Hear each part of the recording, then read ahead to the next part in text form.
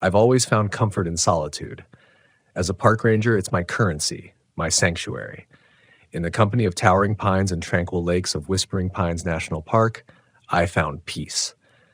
A peace often interrupted by the odd family on a picnic or an ambitious hiker, but peace nonetheless. Today was no different. The early morning sun hung low in the sky, casting a soft orange hue through the heavy dew-soaked foliage. The air was crisp, carrying the scent of pine and damp earth.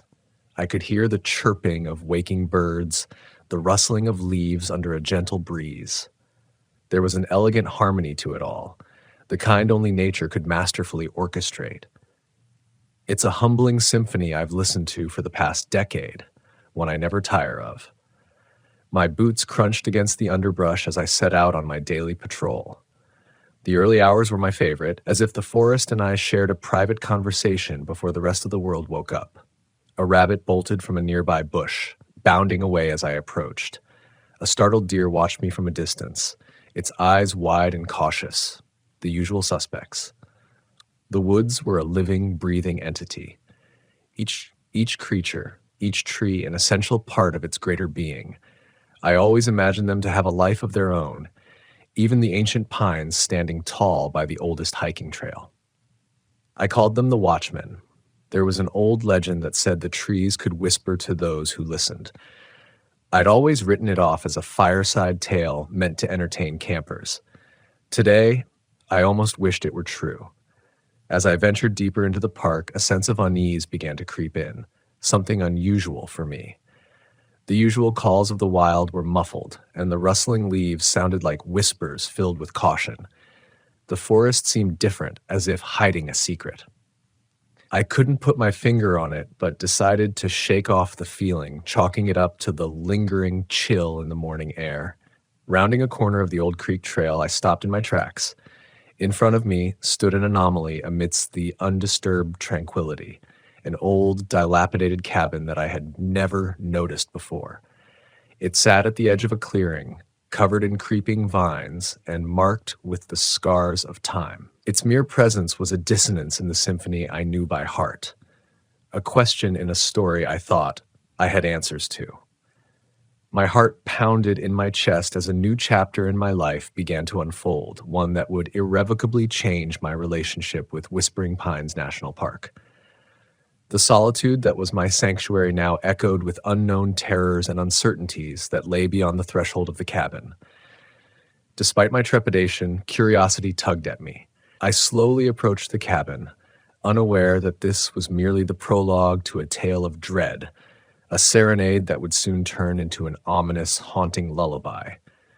Little did I know that the cabin was a gateway, and beyond it lay a mystery that would challenge my courage, sanity, and the very understanding of the world I thought I knew.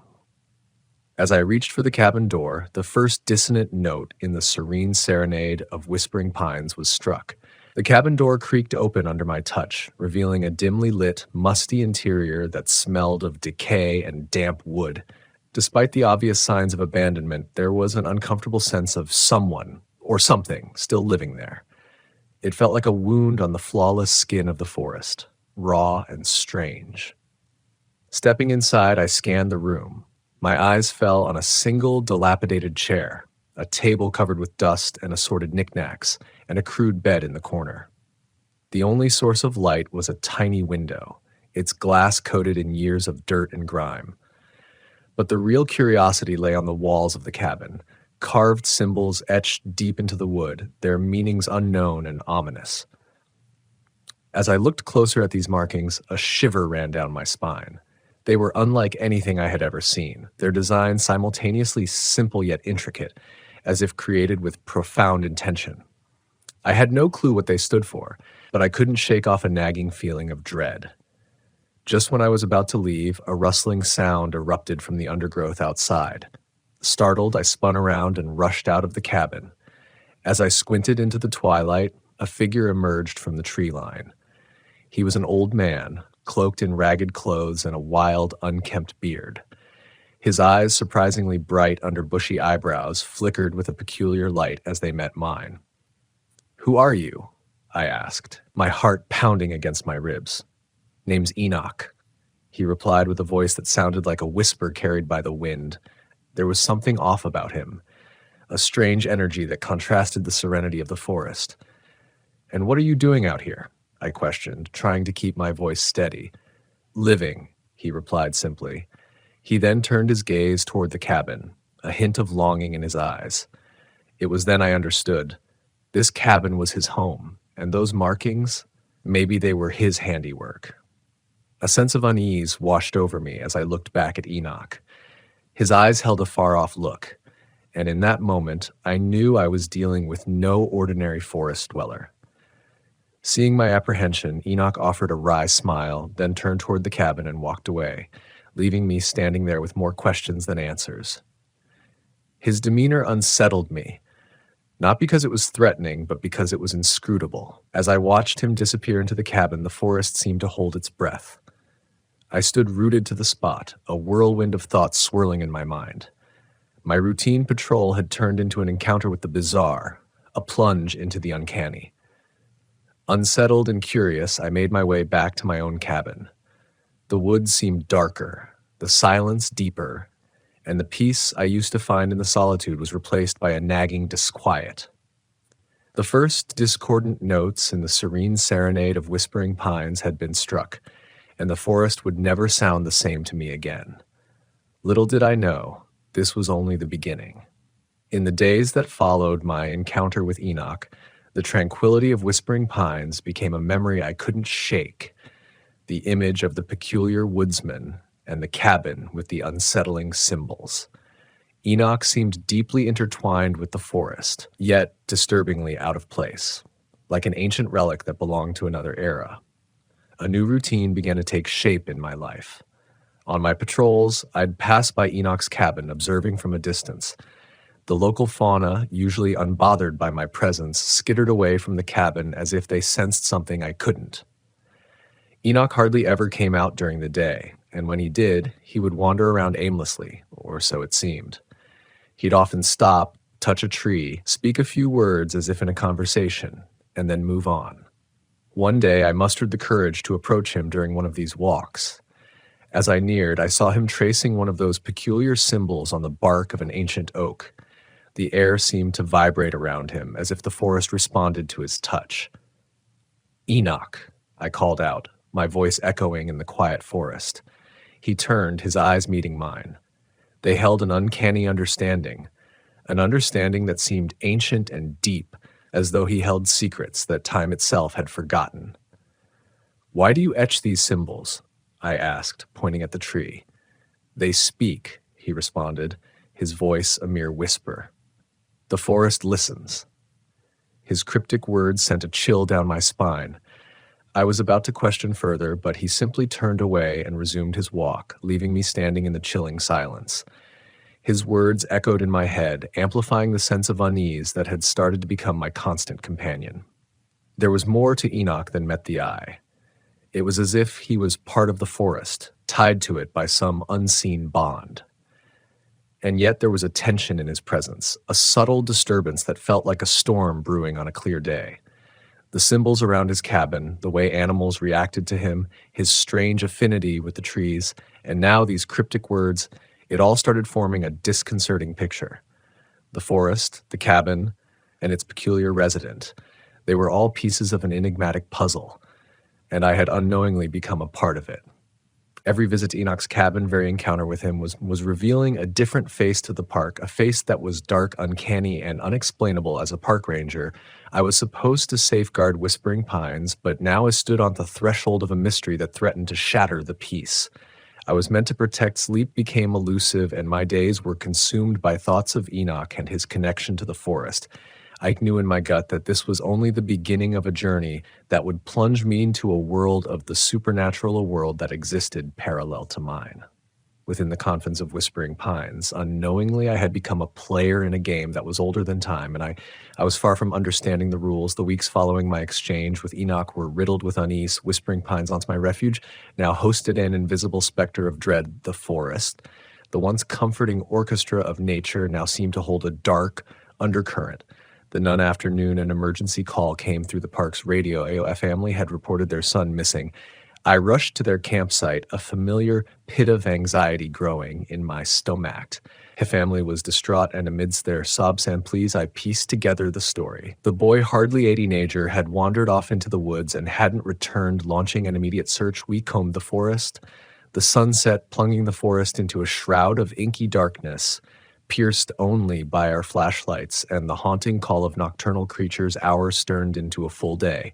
And then, too, the boy remained missing, and with every passing hour, the situation grew grimmer. On the third day, I found myself in the vicinity of Enoch's cabin. The forest was eerily quiet. The usual chatter of wildlife strangely subdued. It was then that Isa wit a familiar symbol. It shed on the trunk of a tree, just like the ones at Enoch's cabin. The sight sent a cold shiver down my spine. This symbol was different, more elaborate, and its presence here was not just unusual. It was ominous. A thought flashed through my mind, a horrible suspicion. Could Enoch be involved in the boy's disappearance? As soon as sight merged, it tried to dismiss it. The reclusive, albeit eccentric woodsman didn't strike me as malicious, but the unease lingered, growing with the sight of every etched tree I passed. The disappearance rattled the peace within the park, turning the Sereniscape into a hotbed of whispered rumors and palpable fear. The once idyllic Whispering Pines felt darker, its islands heavy with the absence of the missing boy. Fueled by a rising dread, I resolved to confront Enoch. As much as I wanted to dismiss my suspicions, the link between his symbols and the disappearance was hard to ignore. I was a park ranger, a guardian of this natural haven, and if Enoch was a threat to that, I had to uncover the truth. The next morning, with a heavy heart, I headed towards the enigmatic cabin in the woods, the place where this strange chapter of my life had begun. I had no idea how to broach my suspicions or what to expect from Enoch, but I knew I had to try the forest, watched insolence as it neared the cabin, its eerie tranquility, now a haunting backdrop to the brewing storm. Steeling myself, I approached the cabin door. Before I could knock, the door creaked open, revealing Enoch standing in the dim light. He stared at me, his eyes reflecting an uncanny calm, a stark contrast to the turmoil building within me. Little did I know I was walking into a confrontation that would reveal a terrifying truth, turning my world upside down and driving me further into the heart of the unimaginable mystery. That Whispering Pines held. Enoch's piercing gaze greeted me. Mises stepped into the cabin. It was as if he had been expecting me. Chilling thought that amplified my apprehension. I stood awkwardly in the gloomy interior, my mind scrambling to find words. Enoch, I began, my voice faltering under the weight of my suspicion. There's a boy missing in the park. We found your symbols near the area he was last seen in Oxar. E-action was startlingly unreadable. He continued to stare at me, his eyes never leaving my face. And you think I am to blame? Hesta's voice as calm as a still pond. I didn't say that, I stammered, taken aback by his directness. Yet you thought it. The interjected, the slightest hint of a smile on his lips before I could reply. Enoch turned his back to me and walked to the far end of the cabin. He picked up an old worn-out book and handed it. The leather-bound book felt the heavy, its pages filled with the same symbols that adorned the cabin walls.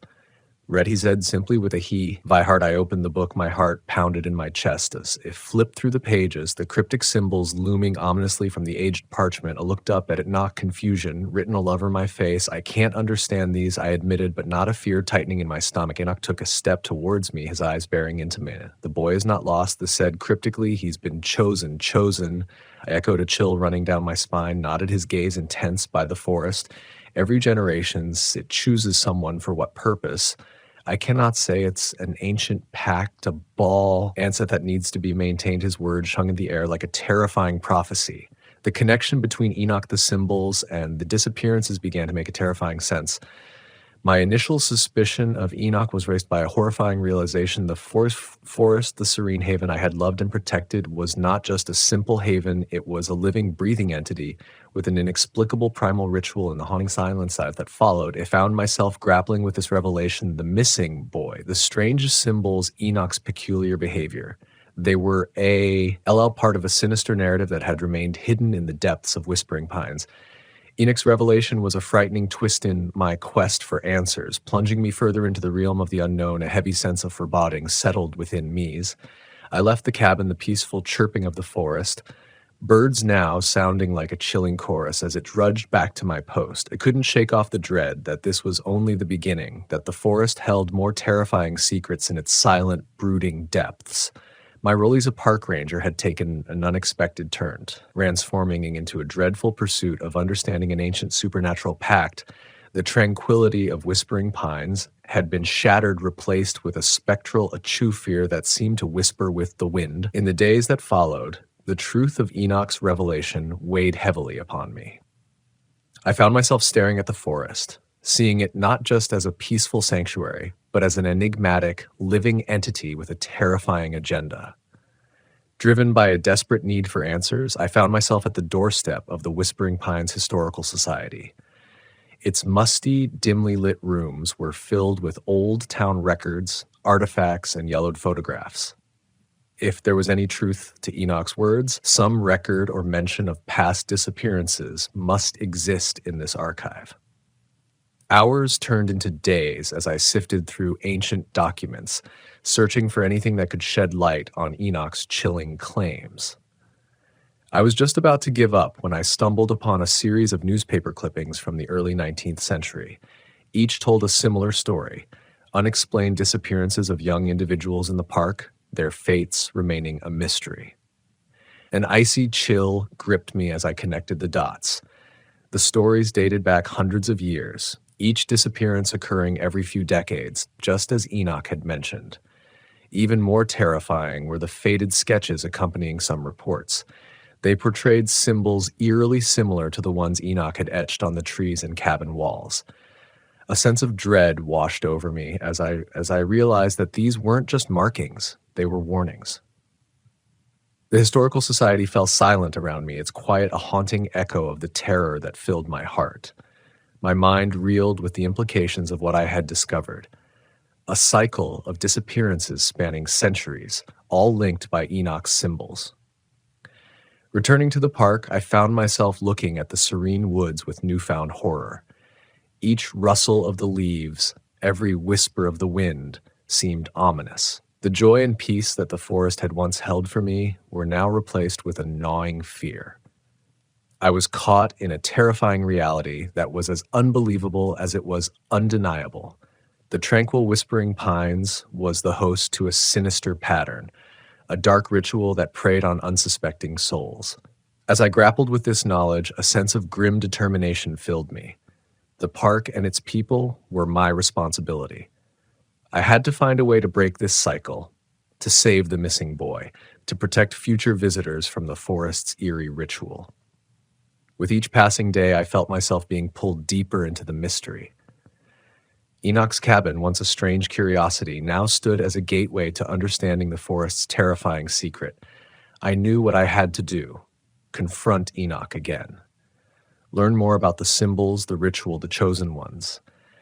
As I made my way toward the cabin, the forest seemed to watch me, its shadows stretching long and dark across my path.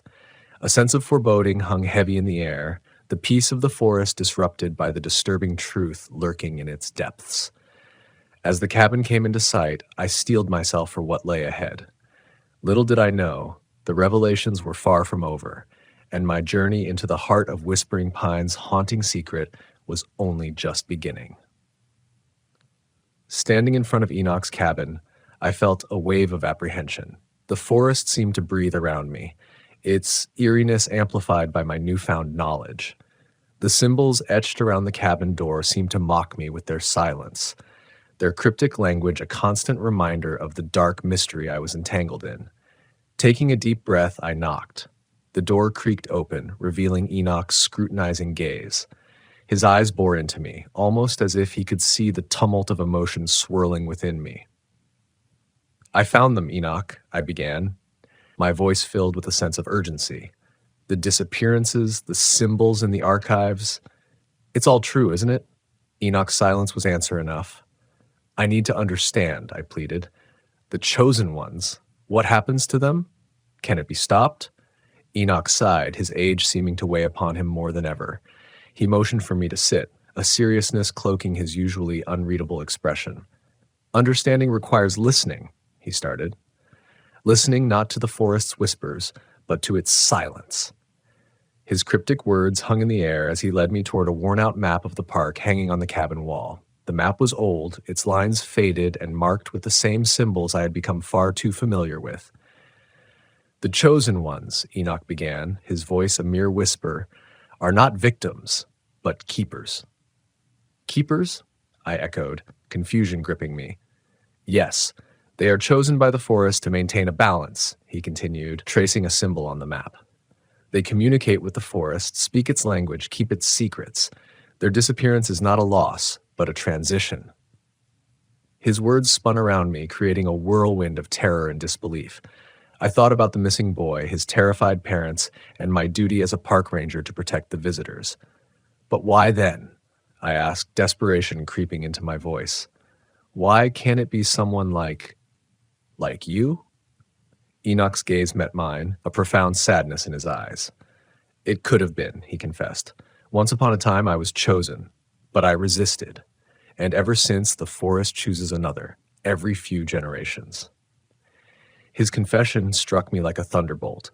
Enoch, the mysterious hermit, was not just a bystander, but a part of the forest's eerie cycle. The cabin, his symbols, his understanding of the forest, they were all remnants of his selection and refusal. This revelation stirred a potent mix of fear, compassion, and resolve within me. If Enoch could resist, maybe the cycle could be broken, the chosen one saved. As the protector of the park, I felt compelled to try. Taking a deep breath, I looked at Enoch, my determination reflected in my eyes. Teach me, I implored. Teach me the language of the forest. Enoch studied me for a moment, the weight of centuries reflected in his gaze. Then he nodded, a silent agreement that set me on a path I could never have imagined. A journey into the depths of Whispering Pine's ancient silent language. A journey to possibly save the chosen ones. The days following Enoch's agreement were filled with intense learning. The old hermit proved to be a rigorous teacher, revealing to me the mysteries of the forest language.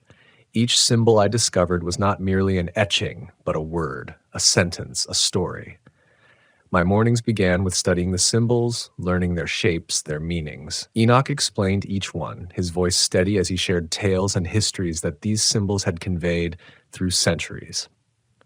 In the afternoons, we would venture into the forest, Enoch guiding me to the trees marked with symbols. I learned to understand the forest's whispers, its silences, its sighs. I felt the forest responding to my presence, its ancient spirit acknowledging my efforts. One symbol, however, Enoch held back. The symbol related to the chosen ones. He promised to teach it to me only when he deemed me ready. As days turned into weeks, I found myself growing closer to the forest than ever before. I could feel its pulse, its ebbs and flows. The wind no longer sounded alien. Instead, it hummed familiar tunes. Each rustle of leaves became a whispered secret, each creak of branches a coded message. However, amidst this newfound connection, my primary goal never wavered. I had to find a way to save the chosen ones. With each passing day, my resolve hardened, my determination fueled by the understanding of the forest and its ancient pact. One day, after weeks of rigorous training, Enoch finally revealed the symbol associated with the chosen ones. He traced it on the ground, his fingers steady, his expression solemn. It was the most complex symbol I had seen so far, a twisted, convoluted mass of lines and curves. Enoch explained its intricate design, its multiple layers. He spoke of the chosen ones, their role as keepers, their fate within the forest's embrace. Listening to his explanation, I felt a wave of dread wash over me. This was the symbol linked to the disappeared boy, the one whose fate had pulled me into this surreal journey. I realized then that understanding this symbol was only the beginning. The real challenge lay in finding a way to interact with it, to negotiate with the forest. In the days that followed, I immersed myself in understanding the symbol, practicing it, engraving it in my mind. I felt its weight, its significance. It was a potent mix of fear and responsibility. Through this, my connection with Enoch grew stronger. He was no longer just a hermit, but my mentor, a guide through this complex labyrinth of ancient language and timeless rituals. Despite the gravity of my quest, there were moments of tranquility, moments when I would stop and gaze at the vast expanse of Whispering Pines, its beauty now intertwined with a sense of foreboding and wonder. As the days rolled on, I prepared myself for what was to come, a confrontation with the forest, a plea for the chosen one, a clash between duty and ancient rights. The tranquil woods were not just a sanctuary anymore. They were an adversary, a mystery, a mentor. I was ready to delve deeper, to change the course of an ancient pact, or at least try. The day of confrontation finally arrived. I stood at the edge of the forest, the symbol of the chosen ones etched into my mind, my resolve burning brighter than ever. I looked at Enoch, his aged face unreadable, yet his eyes were filled with a mix of anticipation and concern. He had taught me all he knew, guiding me through the forest's complex language. Now it was my time to put it all to use. Bidding him a silent farewell, I stepped into the embrace of the woods. The familiar rustle of leaves greeted me. The once soothing whispers of the wind now felt like a challenge, a silent dare from the ancient entity I was about to confront. Guided by Enoch's instructions, I headed to the heart of the forest. The deeper I went, the stronger I felt the presence of the woods. It was as if it were aware of my intent, its silence reverberating with unspoken anticipation. As I reached the heart of the forest, I found the tree, ancient and imposing, marked with the symbol of the chosen ones. A feeling of dread and awe washed over me as I traced my fingers over the symbol. Summoning my courage, I began to communicate using the forest language. I traced the symbols in the air, each stroke a plea, each curve a negotiation. The symbols hung in the air like silent prayers, vibrating with my desperate intent. As I communicated, the forest responded. The wind whipped around me, the leaves rustling in fervor. I felt a strange energy pulsating from the tree, a powerful force acknowledging my plea. With each passing moment, my request grew more urgent, my symbols more elaborate. I was a ranger, pleading for a life, a student using the language of the ancient woods to alter its course. Hours passed, or maybe it was just minutes. Time seemed to blur in the throes of the forest's silent conversation. As I traced the final curve of my plea, a profound silence descended. Exhausted, I fell to my knees, my heart pounding in my chest. The silence was deafening, echoing my desperation and fear. Then, in the depth of the silence, I heard it, a whisper, a sigh, a rustle. The symbol of the chosen ones etched on the ancient tree began to glow faintly. I watched in awe as the convoluted symbol started shifting, its lines moving, its curves bending. It was changing, responding to my plea. The forest had heard me. In that moment, I felt a rush of hope, fear, and exhilaration. The forest, with its ancient rites and mysterious ways, had listened to my plea, but whether it agreed, I couldn't say.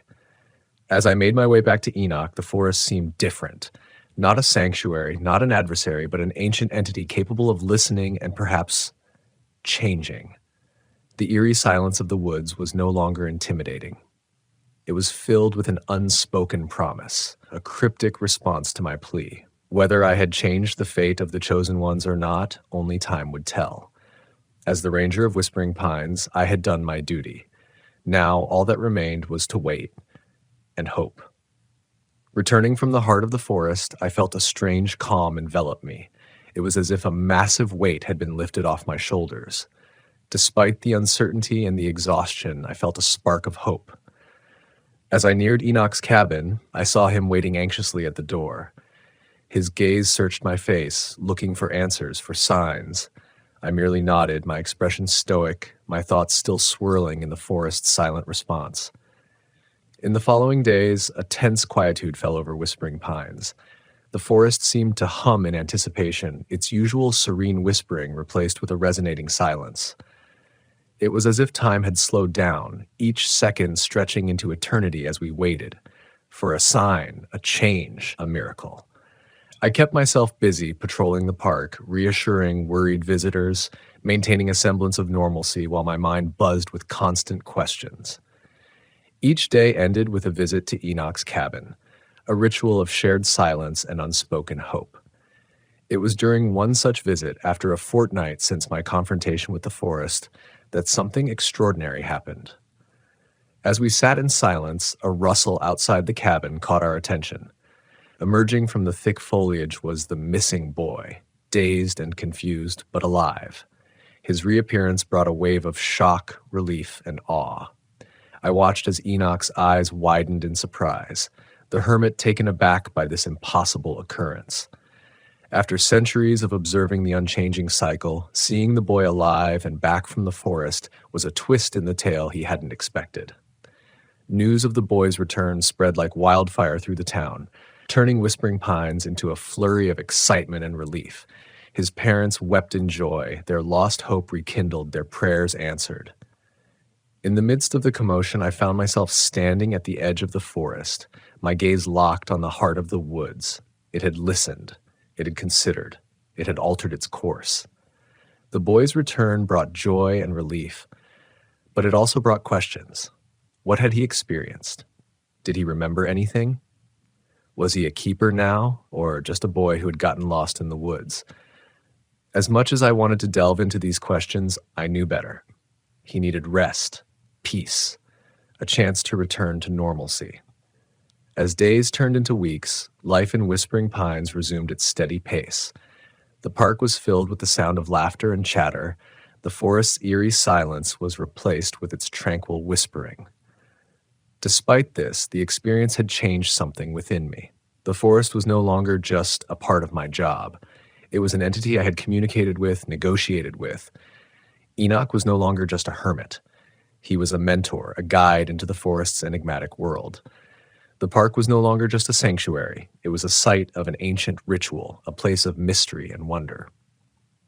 With these revelations, I continued my journey as the park ranger of Whispering Pines, my role now imbued with a deeper understanding, a profound connection, and a tale that I would carry with me for the rest of my life.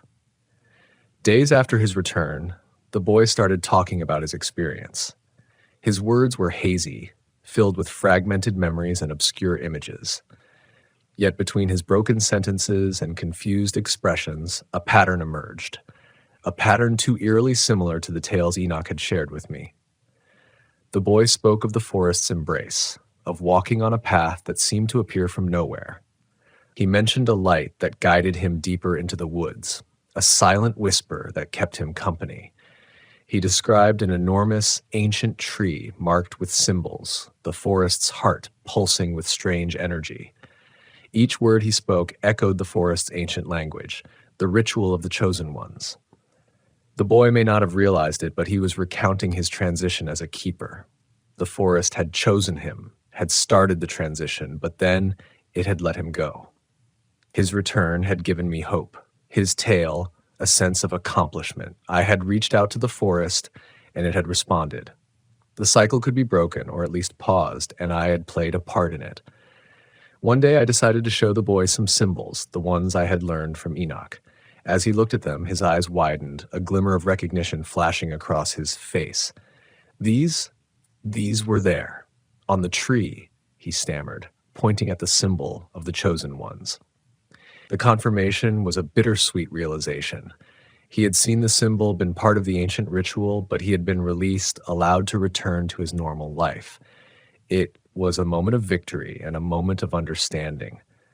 In the days that followed, I found myself drawn to the forest, not as a ranger, but as a mediator, a communicator. I listened to its whisper, respected its silence, and in return, it unveiled more of its secrets. It was a silent pact, a bond nurtured by understanding and respect. The boy slowly returned to his normal life, his memories of the forest fading into fragmented dreams. Yet a change in him was visible, a certain calmness, a strange connection with the woods. He was not a keeper, but he was not just a boy who had lost his way either. As for Enoch, he continued his solitary life. However, a sense of contentment had replaced his brooding demeanor. He had witnessed the impossible, seen a shift in an unchanging cycle, and despite his years of solitude and cynicism, he had been a part of that change.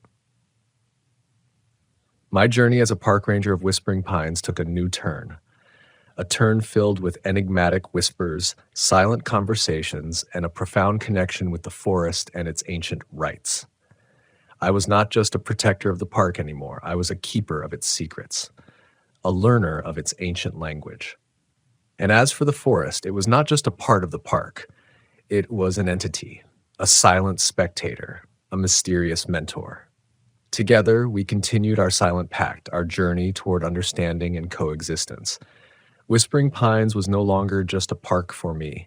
It had become a part of my identity, a part of my existence. The forest, with its ancient secrets and silent whispers, was now a part of my soul. In the months that followed, life found its rhythm. The boy resumed his regular life, his memories of the forest dwindling into dreamlike fragments. He visited the park frequently, his bond with the forest more profound than any other visitor. He was a living testament to the forest's change, to its break from the ancient cycle. Enoch, on the other hand, continued his life of solitude. However, his interaction with the outside world increased. He often visited the park, engaging with visitors, sharing tales of the forest, his tales now imbued with a note of hope. He became a storyteller, the keeper of the forest's lore, his stories echoing the ancient whispers of the woods. As for me, my role as the park ranger transformed into something more significant, more intimate. I became the bridge between the forest and the people, an interpreter of its silent language, a protector of its ancient secrets. My days were spent patrolling the park, ensuring its protection, as while my evenings were devoted to the forest, deciphering its whispers, understanding its symbols. One day, as I walked toward the heart of the forest, I felt a shift in the air, a familiar rustle of leaves. The silence of the woods was not eerie anymore. It was comforting, welcoming. Reaching the ancient tree, I traced the symbol of the chosen ones. It was no longer a symbol of dread, but a symbol of hope, a testament to the forest's change, to its ability to adapt. Standing there amidst the towering trees and rustling leaves, I realized my life had come full circle. I was no longer the apprehensive ranger who had stepped into Whispering Pines a year ago. I was a part of the forest, a part of its unending cycle of life, a part of its ancient lore. My journey had been a series of unexpected revelations, surreal encounters, and profound learnings. I had entered the park as a ranger, but emerged as a mediator, a learner of an ancient language, a friend of the forest. And while the forest remained an enigmatic entity, it was no longer a mystery I wished to solve. It was a mystery I cherished, a mystery I respected. As I continued my life in Whispering Pines, I realized the park and its ancient forest were not just parts of my job, they were a part of me. My existence intertwined with their whispers and silences. Each rustle of leaves carried a tale, each silent breeze a secret, each marked tree a symbol binding me closer to the woods, to its enigmatic essence. As I walked back from the forest that day, I knew I was not just leaving the heart of the forest, I was carrying it with me.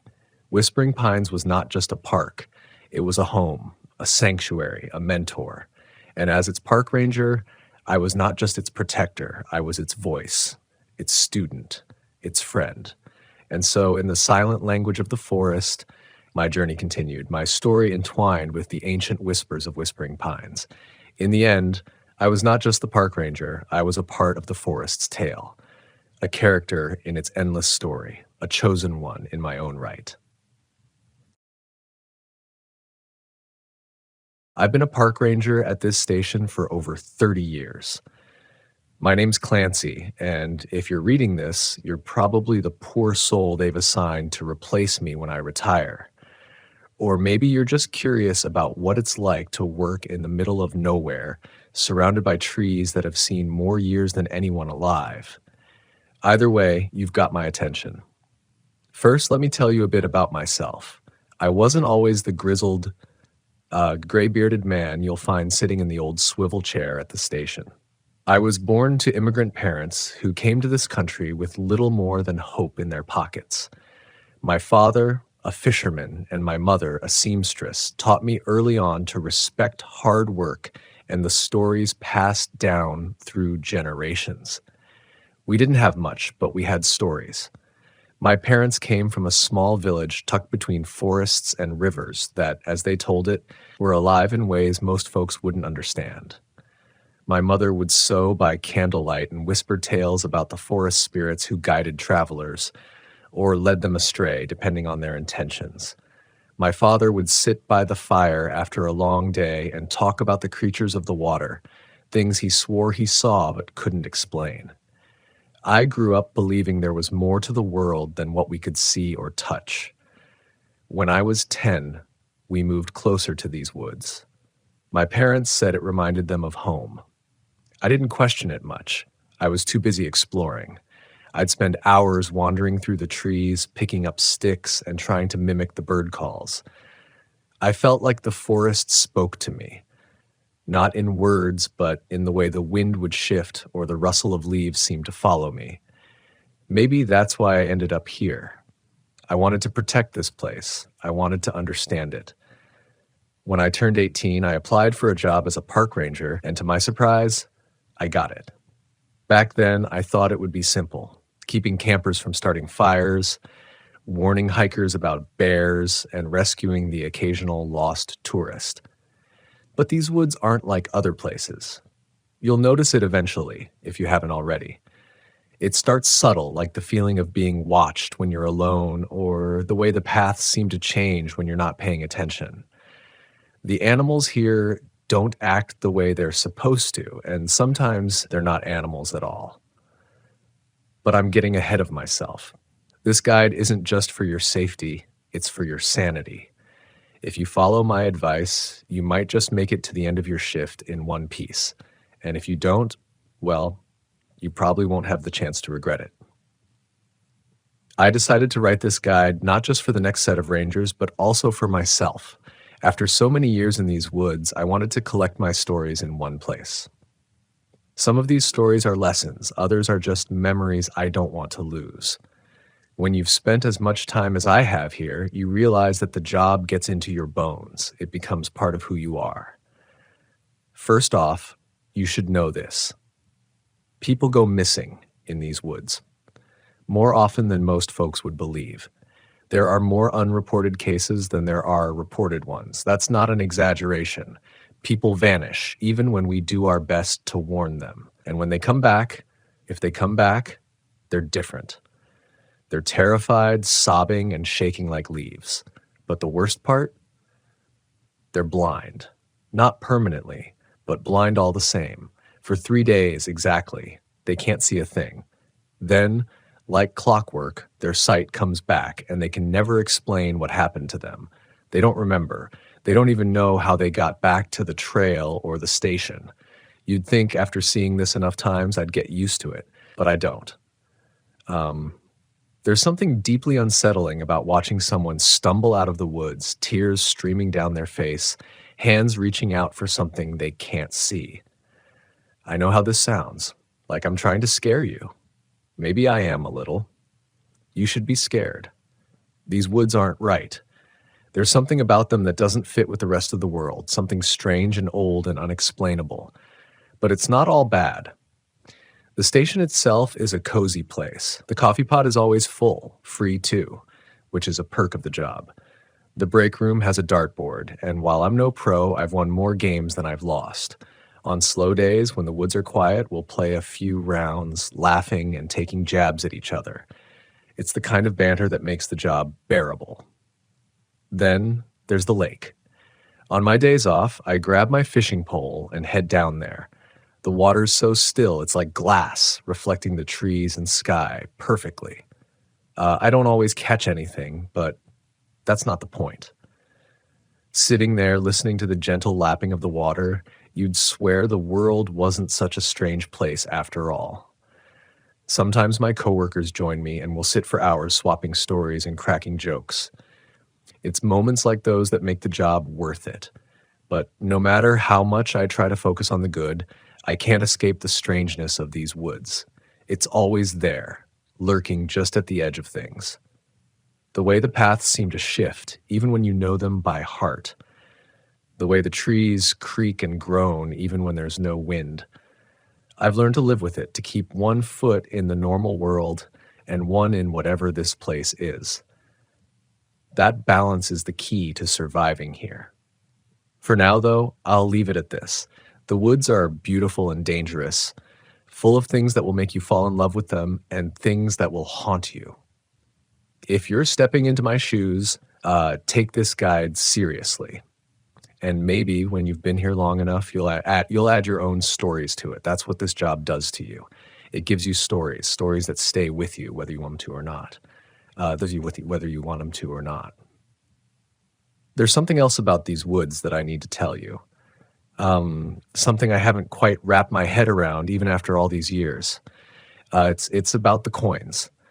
They're about the size of a dollar, maybe a little thicker, and they're scattered all over the woods.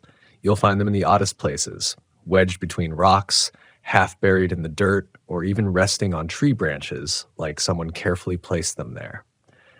The coins have the words Wonderworld LTO stamped across them, along with an engraving of what looks like an old amusement park. Now here's the kicker. There's no amusement park called Wonderworld anywhere in the state.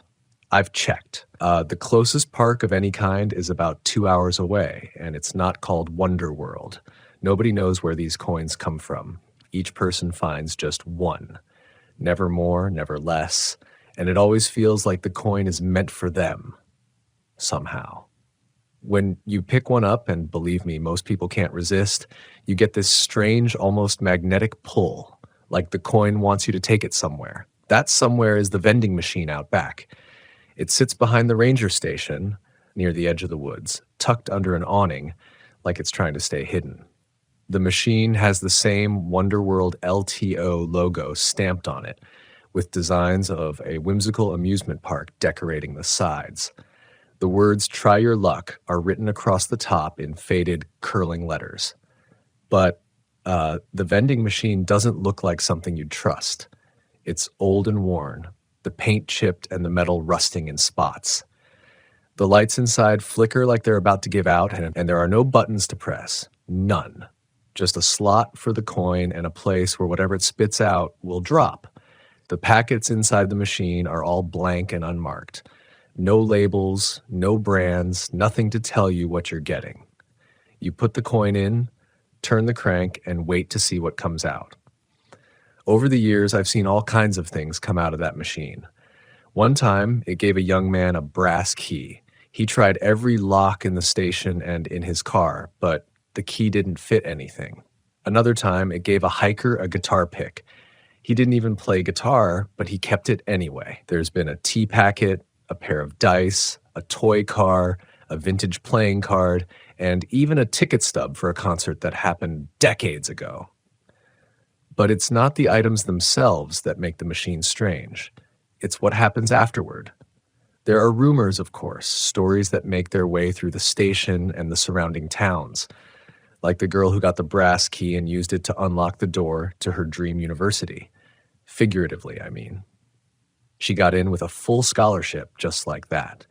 Or the guy who got a ticket stub and was promoted at work the very next week. Not all the stories are good, though. I remember one man, a tourist passing through, who found a coin and couldn't resist trying his luck. The machine spat out a toothpick, just a plain old wooden toothpick. A week later, he got food poisoning so bad he had to be hospitalized. Then there was the film director who came out here scouting locations for his next project. He found a coin, used it on the machine, and got an empty film canister. A month later, he died in a car accident on the way to a set. The vending machine doesn't just give you something random. It seems to do something to your life. Sometimes it's good, sometimes it's not.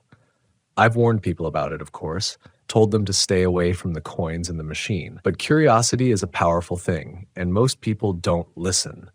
They think it's just an old machine with a few quirks, or they laugh it off like I'm trying to scare them for fun. I'm not. I don't mess with the coins. Never have. Never will. I found a few in my time, sure. You can't work here as long as I have and not stumble across one. But I leave them where I find them. They don't belong to me, and I don't want to know what that machine would spit out for someone like me. Still, I can't stop people from trying their luck. There's always someone who thinks they'll be the exception, that they'll get the good fortune and not the bad. Maybe they will, or maybe they'll regret it. The strangest part is that the machine never runs out of items. You'd think after all these years, it would have emptied itself out. But no matter how many people use it, there's always something waiting inside, hidden behind those flickering lights and blank packets. I don't know where the coins come from, and I don't know who put the machine here. All I know is that it's been here since before my time, and it'll probably still be here long after I'm gone. If you find a coin, my advice is simple: leave it where it is. Walk away. Don't let curiosity get the better of you, because once you put that coin in the machine, there's no telling what you'll get. Then there are the dining tables. Well, dining sets, really. 2 chairs and a small square table. Plates, cups, and candles are always neatly arranged on top. Everything looks pristine, like it came straight out of a catalog. And just like the red tape in the vending machine, nobody knows where they come from. No one's ever seen anyone carrying these things in or out of the forest. They just appear. Sometimes the candles are even lit. That part always gives me the creeps. There's never any food on the plates, and the cups are always empty. It's like the setup is waiting for something or someone that never shows up. What makes it even stranger is that the dining sets are always spotless. Not a speck of dirt, not a single leaf or twig out of place, even though they're out in the middle of the woods. They're so clean that they don't look like they belong here. And sometimes the chairs are knocked over, like whoever or whatever was there didn't finish what they started. People who find these setups are usually amused at first. They think it's a quirky decoration or some kind of prop the rangers put out to make the woods feel unique. I've seen photos people have taken with them, smiling like it's a fun discovery. But it's not fun, and it's not harmless. There's a pattern I've noticed over the years. People who interact with the dining sets, whether they touch them, take photos with them, or even sit down in the chairs, tend to have bad luck afterward. One time, a group of hikers found a dining set near the river. They thought it was hilarious. They took turns posing for pictures, sitting at the table like they were at a fancy restaurant. A week later, one of them got into a car accident. Another broke their arm while hiking in a completely different park. None of it seemed connected, except for the fact that they'd all been at that table. Another time, a couple found a setup along the trail. The candles were lit, and they thought it was romantic. The man proposed to his girlfriend right there, and she said yes. The next day, they got lost in the woods for hours, even though the trail was well marked. They eventually found their way back, but not without a lot of scratches, a sprained ankle, and a couple broken bones. The dining sets aren't always there when someone goes looking for them. Hikers will report seeing one, but by the time a ranger arrives at the location, it's gone. Just like that. It's like the forest knows when someone's trying to investigate and moves them somewhere else. The first time I heard about the tables was from an older ranger who worked here before me.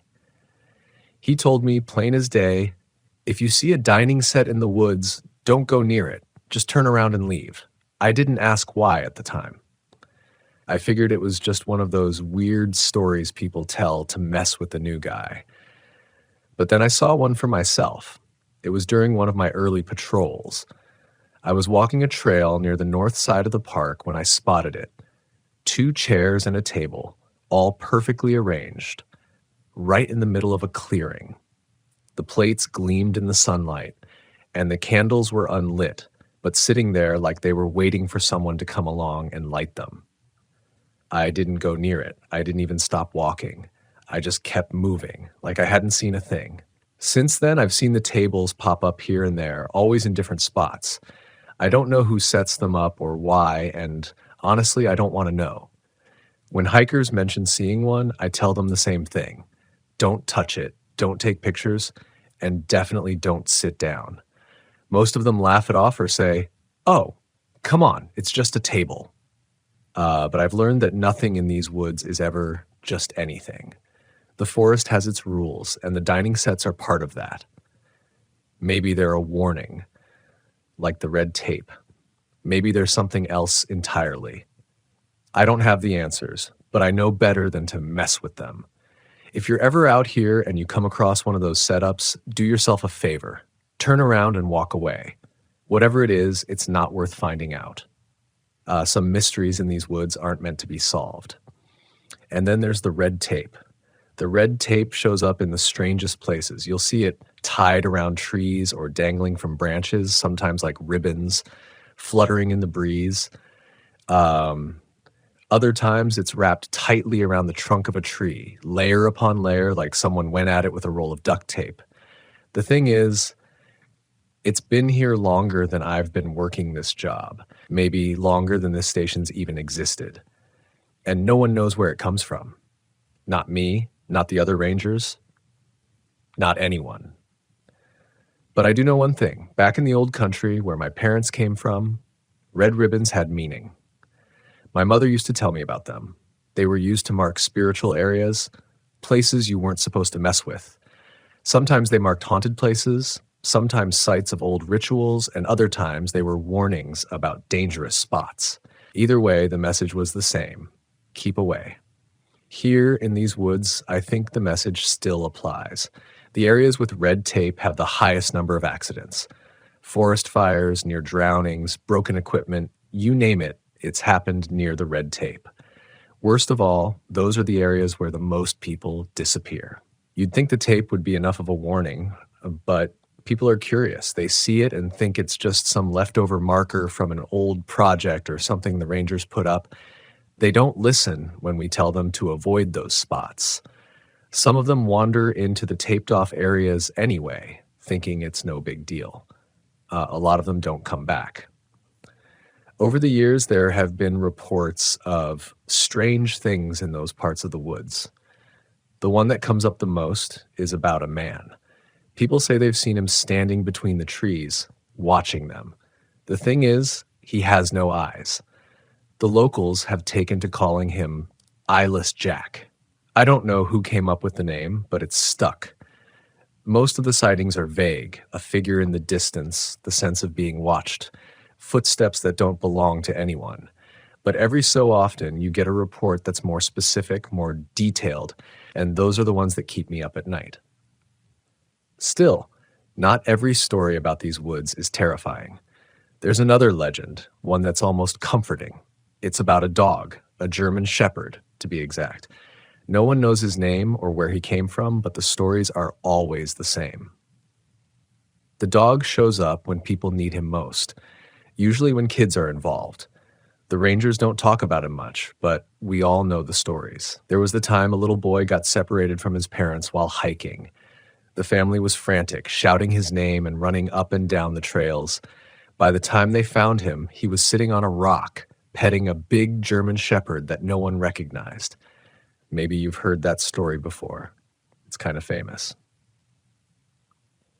Then there was the girl who wandered off from her campsite at night. She was only 5, couldn't have gotten far, but the woods can feel endless in the dark. When her parents finally found her, she was standing in a clearing, holding onto the dog's collar like he was guiding her. The parents always thank us afterward, thinking the dog belongs to one of us. They don't know that we've never claimed him. He's not ours. We have a little ritual for him, though. Out behind the station, near the vending machine, there are 2 bowls, one for water and one for kibble. They're nothing fancy, just old metal dishes we keep clean and filled. It's an unspoken rule among the rangers. Even if none of us ever see the dog, we make sure the bowls are ready, just in case. Some of us joke that it's like leaving an offering for a guardian spirit. Others take it more seriously. Whatever the case, we keep the bowls there, and every now and then we notice the food and water are gone. I like the idea of the dog being real, though, not just a story, but something out there, looking out for people. In a place like this, with all its strangeness and danger, it's nice to think there's something good too. One of the worst incidents I've ever seen involved a hiker named Amanda. She was young, fresh out of college, and full of energy. She came into the station with a group of friends, 3 others, if I remember right. 2 guys and another girl. I don't recall their names, but I'll never forget Amanda. She told us she was on a gap year before starting her master's program. Said she wanted to travel and hike like her dad used to. At first, she seemed like your average adventurous spirit, But the more I talked to her, the more I realized she wasn't taking this place seriously.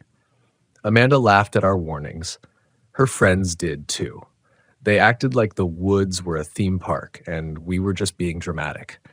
I had a bad feeling about them the moment they walked out of the station.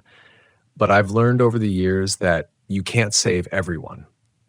People have to make their own choices. A few days later, I was working an early morning shift. The sun hadn't even risen yet, and the woods were still cloaked in darkness. I was sipping my coffee, going over the day's patrol schedule, when the door to the station slammed open. It was Amanda and her friends.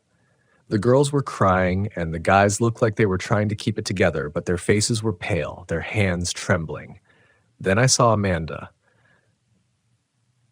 She was clutching one of her friends, her eyes wide open but unseeing. She was blind. She kept screaming that she couldn't see. Then her voice dropped to a chilling, repetitive chant. In the woods so dark and black, don't look twice for eyeless Jack. She wouldn't stop saying it, over and over, like it was the only thing keeping her grounded. We called for an ambulance, and they rushed her to the hospital. I found out later that, just like every other case, Amanda's sight returned exactly 3 days later. No more, no less. Before they left, her friends mentioned camping near one of the red-taped sections of the woods. I didn't need to hear more to know what probably happened. Amanda had wandered off. She ignored the warnings and saw something she wasn't supposed to see. The next day, I decided to investigate. Not because I thought I could fix anything, just to make sure no one else got hurt. I headed to the area her friends described, careful to stay well outside the red tape. The section they'd camped near was deep in the forest, far from any marked trails. The trees were dense, their gnarled roots twisting through the ground. The air was still, and the usual sounds of the forest, birds, squirrels, the occasional rustling leaves, were noticeably absent. I walked the perimeter of the red tape, scanning the area for anything unusual. That's when I saw him. A man standing about 50 yards away, just beyond the red tape. He was wearing a red flannel shirt and jeans, his back turned to me. At first glance, he looked like a lost hiker, but there was something about the way he stood that made my skin crawl. He was too still. I watched him for a moment, expecting him to shift his weight, scratch his head, or do something, anything that a person would normally do. But he didn't move. There was no rise or fall of his shoulders to indicate breathing. He was like a statue, frozen in place. I called out, "Hey, you okay? You lost?" No response. I took a step closer, still keeping a safe distance from the red tape. "If you need help, I can guide you back to the station." The man began to turn slowly, like he was on a rusted hinge. But before he could face me, a sharp bark sounded from behind me. It was loud and clear, the kind of bark you'd expect from a large dog. I watched in awe as a large German shepherd dove right past me toward the man in the flannel shirt, growling furiously. It happened so fast. I watched as the dog grabbed hold of the man's flannel shirt and jerked him from side to side. Then the man pulled himself away, a piece of his flannel tearing off, and ran off into the woods. The dog chased after him. It was one of the craziest things I've ever seen. I just stood and listened for a few moments to the two of them disappear into the forest. Then I walked over, and for some reason I still don't fully understand, I picked up the torn red piece of the man's shirt. All I know is it didn't feel safe to leave it out there. Like if someone found it, something bad would happen. After that, I headed straight back to the station, told my buddies what I'd seen, and they believed me. This job comes with a lot of responsibility, but the part that sticks with me the most, the part that keeps me up at night, is the missing persons board. It hangs in the main hallway of the ranger station, right where anyone walking in can see it. I try to keep it updated as much as possible. Photos of people who've gone missing in these woods stare back at me every time I pass by. Some of them are black and white, faded with time, while others are bright and new. A few faces stick with me more than others. There are too many photos on that board. Some of the faces belong to people I've met, people I've warned, people I've tried to help. Others are strangers whose stories I've only heard about through search parties and reports. The ones who come back don't always have answers. They just come back different. Blind for 3 days, scared, and never able to explain what happened to them. I do my best to warn visitors. Every hiker, camper, and tourist who walks through the doors gets the same spiel. I tell them about the red tape and how it marks places they shouldn't go. I tell them to leave any coins they find alone and to avoid the vending machine if they see it. I tell them not to sit at any mysterious dining sets, no matter how clean or charming they look. And I tell them to stick to the trails, no matter what. Most of them don't listen. They laugh, nod politely, or just brush me off entirely. To them, these woods are just another place to explore, another notch on their hiking boots. They don't see the danger because they don't believe in it. But belief has nothing to do with it. The woods don't care if you believe in them or not. The coins are still scattered in the dirt. The vending machine still spits out strange items. The dining sets still appear, clean and perfect, in places they shouldn't. The red tape still warns you to stay away, and Eyeless Jack is still out there watching from the trees. And then there's the dog. These might just sound like stories to you. Maybe they are. But stories have a way of teaching us things. Back in the old days, people used stories to warn their kids about dangers, to teach them how to survive. My parents' stories about the old country taught me to respect the things I couldn't see and to listen to the signs around me. That's what I'm trying to do with this guide. If you're reading this and you're one of the future rangers here, take my advice seriously. These stories aren't just entertainment. They're warnings, lessons, and survival tools. Pay attention to the patterns. Watch for the signs, and above all else, respect the woods. I've been at this job for a long time. Too long, maybe. I've told myself I'd retire soon, but the truth is, I'm not ready to let go. I feel like as long as I'm here, I can keep a little bit of control over the chaos. I can keep the board updated. I can warn the hikers. I can keep the bowls filled for the dog. But I'm getting tired. My bones ache in the mornings, and the free coffee doesn't work like it used to. Someday soon, I'll have to pass this job on to someone else. I hope whoever takes my place will read this guide and remember what's important. The woods are strange and dangerous, but they're also beautiful. They deserve respect, and the people who come here deserve to be protected. So, to whoever's reading this, I'll leave you with one last piece of advice. Take the job seriously. Warn the hikers, even if they laugh at you. Your warnings will help. I wish we could protect everyone, but we have done good here. Our ranger team has saved more people than I can count. If a hiker goes missing, call it in immediately and make absolutely sure you search in pairs of twos. Never alone. Ever. We've lost too many of us that way. Missing hikers can be saved, but you have to be quick. Search in pairs and keep your wits about you. Oh, and watch for the coins, the tape, the dining sets, and everything else that doesn't belong. When you see anything like that, call it in immediately and keep the hikers away from it. And don't forget to fill the bowls out back. As for me, I'll stick around as long as I can. The rest will be up to you.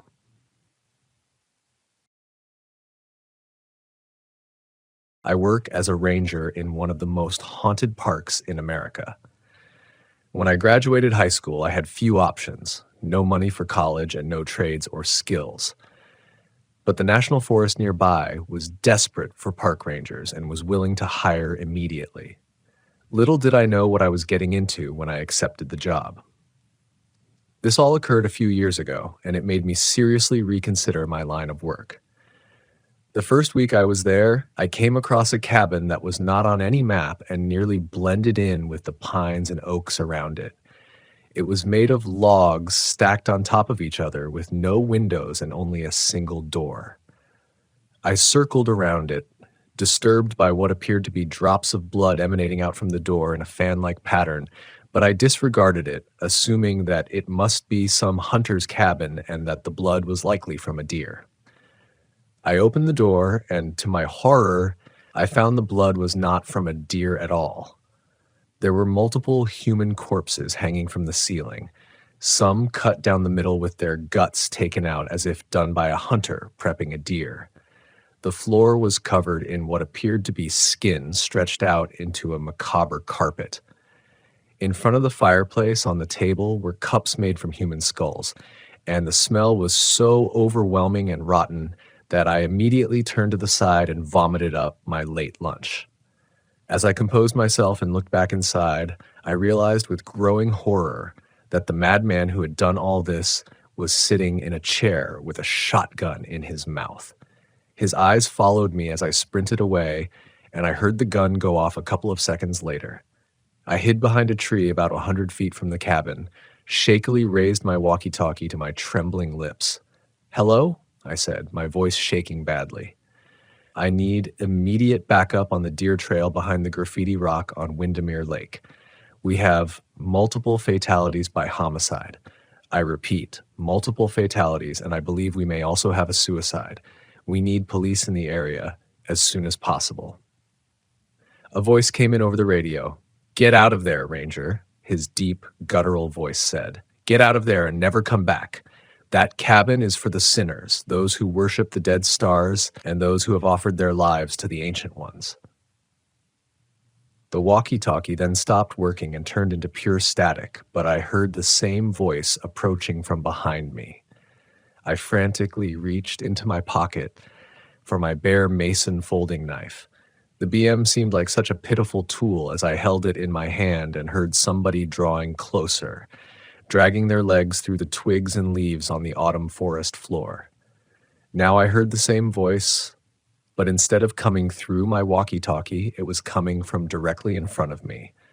"You are not one who sees the lights from the dying stars, or one who would trade your life for the knowledge of that light. So run while you still have the chance." Behind the tree, I saw the man who had killed himself approaching. The entire top of his head was gone, though his jaw and lips were still intact. Red poured from his nose and covered his eyes like red tears. It was impossible that he could still be alive, let alone walking and talking like he was. But he stood there, 10 feet away, in his camo jacket and khakis, looking paler than a bug ring in the sunlight. As I watched him, shaking with horror and unintentionally dropping my walkie-talkie, he fell to the forest floor and ceased moving, turning back into a regular, faceless corpse. My walkie-talkie started working normally again, and I immediately called the crime scene into the ranger station. They had SWAT and helicopters on the way within minutes, and I vacated the premises as fast as possible. And that was just my first week. Things got a lot weirder after that. His name was Ron Gutierrez. The head ranger, Antonio Brown, told me later in his office, a multiple felon, convicted offender, he had disappeared from parole a couple of months ago. I think the feds put out a warrant for him, interstate evasion or something, but it didn't do any good. He was never suspected of murder, at least as far as the state troopers seemed to think. But clearly, our old buddy Ron was up to a lot more than the police thought. There were parts of at least 4 bodies in that cabin you found. He shook his head in disgust, his large mustache and huge belly making him look like an agitated walrus as he did so. "And this is going to be a mess in the media," he added. "I can tell you that right now. I seriously doubt 4 is the final number of his victim tally. That means the FBI will be arriving too, as is usual protocol with serial killer investigations. They're going to want to see if there were more victims from other states." "I just want to go home," I said, and it was true. I hadn't slept the night before, and I kept seeing the dead man's face hovering before me in the dark. I wondered about that voice, that horrible voice. Was it a delusion or stress? It had to be. "Listen, Cal," the head ranger said, putting his hand on my shoulder. "I feel for you. I mean, I really do. But we're understaffed, as you know.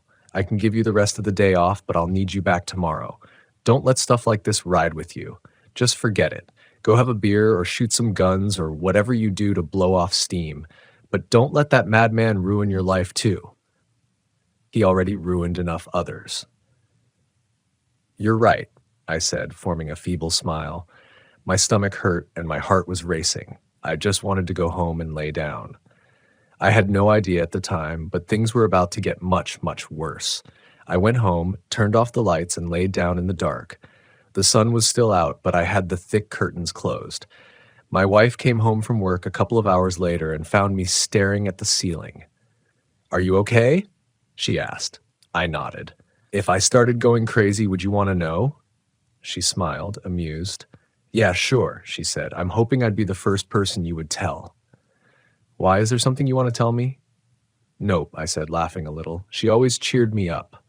I fell asleep soon after and awoke to a ringing telephone in the dark room by myself. "Hello," I said, rising. "Cal, this is Antonio," he said.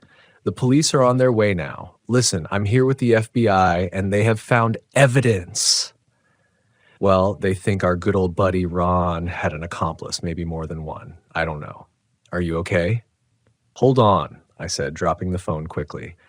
I got to my feet, a surge of adrenaline waking me fully as his words sank into my consciousness. "Stacy?" I cried, moving from room to room. I got no reply. "Are you here? Please answer me now." The house stayed as silent as a corpse. As I got downstairs, I found the front door wide open, the light from the street lamps flooding inside, but my wife was nowhere to be found. She was gone. I ran out the door as sirens and flashing lights covered the streets. Police swarmed the area with their guns drawn, telling me to put my hands up and walk forward slowly. They found no trace of the kidnappers or of my wife. Soon, Antonio showed up with 2 FBI agents standing to his side. They saw me sitting there on the curb, my head hung low, my eyes wet. The agents gave away nothing behind their sunglasses, both in black suits with clean-shaven faces and short hair. The sheriff showed up and pulled them to the side, and I saw him pointing at the house and talking faster and faster, his eyes a mixture of uncertainty and fear. Clouds the color of nicotine stains passed slowly overhead, and I felt my energy draining, my mind running slow. I knew that I might never see my wife alive again. I might never see her dead, for that matter. The woods in the area seemed endless and vast, and many people simply disappeared, never to be found. Their bodies likely lay at the bottom of lakes or deep down in the dirt of national parks, far off the trails, where the eyes of tourists wouldn't roam. "So what do you know?" I asked them, raising my head as they approached. I dried my eyes, blinking fast, steeling myself and trying to raise my will. "Well," Antonio said, "we found multiple sets of fingerprints in the cabin. Only one belonged to the dead suspect, and the victims were eliminated, at least those with fingers left. However, when we checked the footage of the park to try to find evidence relating to the crimes, we saw you pulling out and being followed." My heart stopped in my chest. I hadn't known or suspected anything at the time. There might even have been somebody watching me right now. But why hadn't they taken me? Why hadn't they just killed me? Or at least tried to? Why just take my wife? I thought that I might find out sooner than expected as the situation cooled down and my wife's trail got colder by the minute. I was taken aside by Sheriff Cowes and Antonio Brown. They looked uncomfortable. Antonio massaged his walrus mustache repeatedly, a sign of anxiety I had seen before. The sheriff looked around the street as if hoping to find my wife, just randomly stumbling out of a nearby building, drunk and confused, but certainly alive. Sheriff Cowes was a skinny and unassuming man. His body showed signs of lifelong alcoholism. Burst capillaries ran along the length of his tan face, and his nose looked like a patchwork of red trails. But in his face, his dark eyes showed intelligence. On his extremely skinny body, he proudly displayed his badge, the star looking dull and lifeless under the thick, dirty clouds that covered our town. I felt the first drops of rain hit me on top of the head. They felt like tears, as if even the sky had started to cry to join me in my loss. "Well, Sheriff C," he said, trying to form a smile. It failed miserably, and he went back to frowning and looking around at the houses, avoiding eye contact with me. "We have some good news, Mr. Lorenzo." I looked at him expectantly. He cleared his throat. First, we have solid fingerprint evidence from the scene. We're almost positive the fingerprints collected nearby are from many victims. We tried running them through state and federal databases, but he shook his head, signaling no leads yet.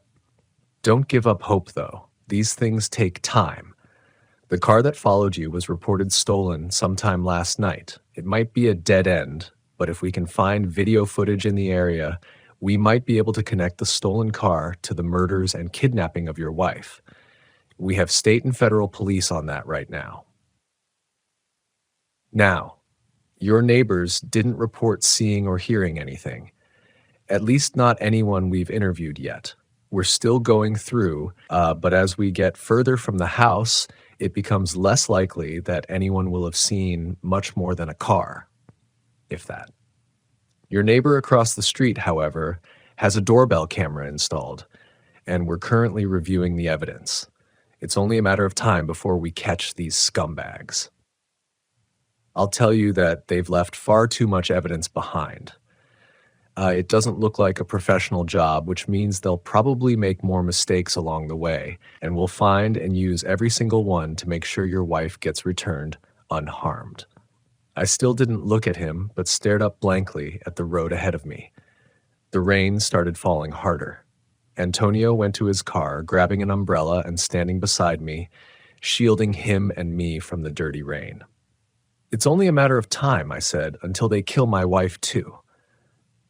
You realize that time is not a factor on our side, Antonio said, moving his huge body closer to me as lightning and thunder started, and echoing booms spread across the street.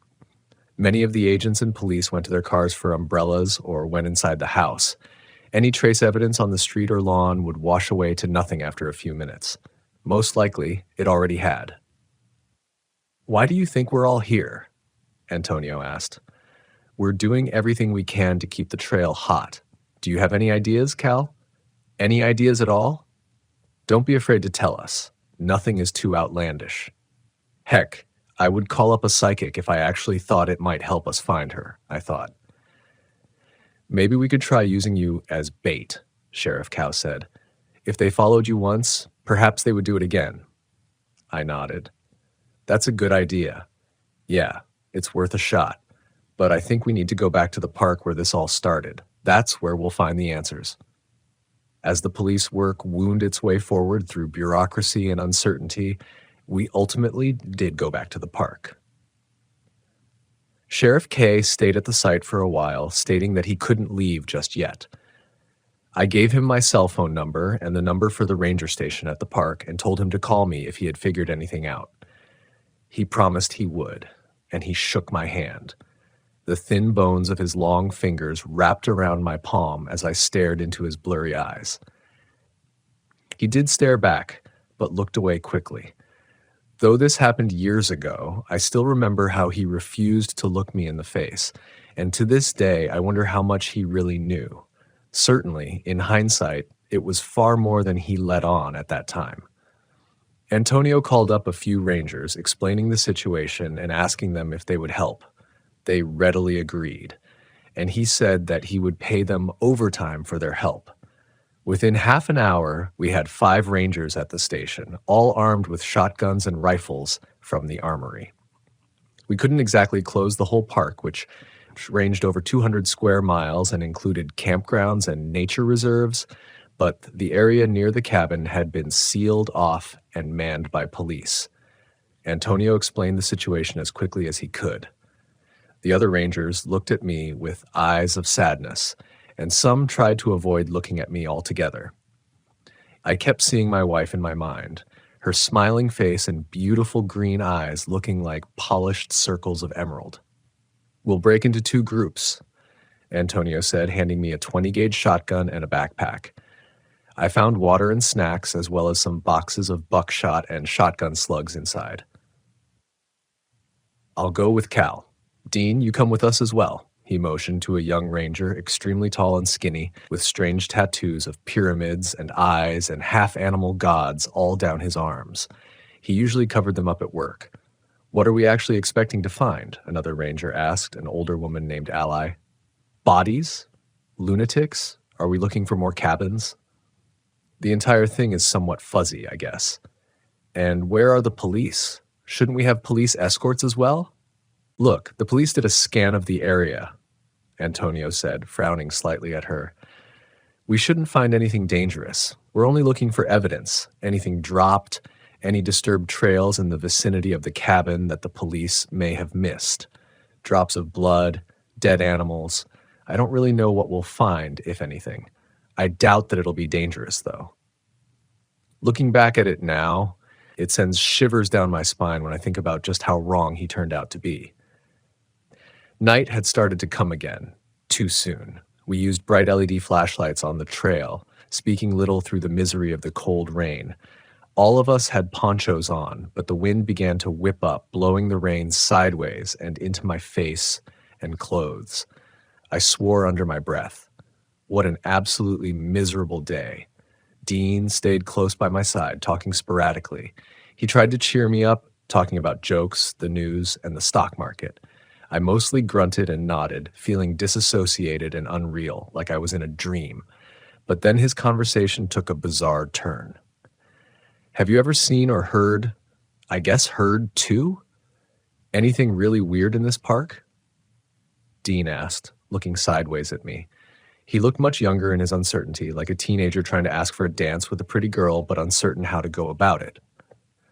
I sighed, realizing that he would not leave me alone. Part of me also realized that he had volunteered to come out here in the middle of the night solely to help me, and that he may even end up risking his life on this mission if things went sour. But I still felt a childish spitefulness about having to interact. Yeah, I've heard some weird stuff, I said. I also saw a carpet made of human skin. I guess that qualifies as weird. Oh, it does, Dean nodded. But it's not like supernatural weird. I mean, have you ever seen a ghost or a demon or anything like that?